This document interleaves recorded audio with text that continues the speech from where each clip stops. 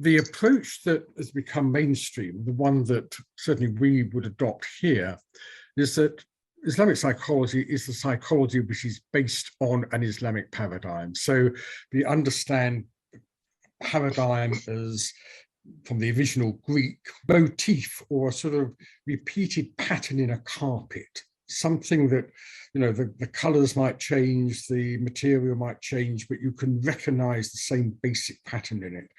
And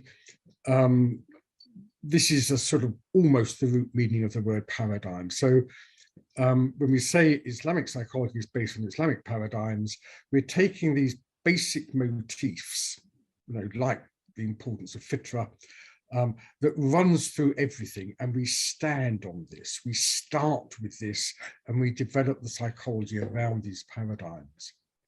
There's another approach which really was first presented by Malik Badri in his seminal 1979 publication, The Dilemma of the Muslim Psychologist, which was a sort of filter approach.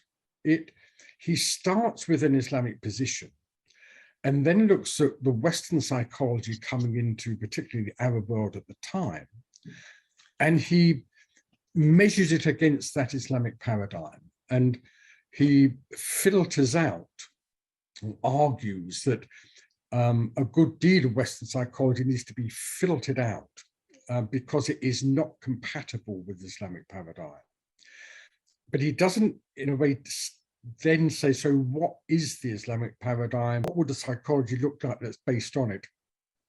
When I met Malik Badri, I in the very early 90s, by which time I published my first paper on defining Islamic psychology from an Islamic paradigm. He said he completely agreed with it, but he felt that certainly in the 1980s, the Arab world in particular was not ready to receive that view of psychology. There was such a domination of Western and particularly American Western ideas and psychology that even his critique that you had to acknowledge that a lot in that Western corpus was incompatible with Islam, that received an awful lot of criticism.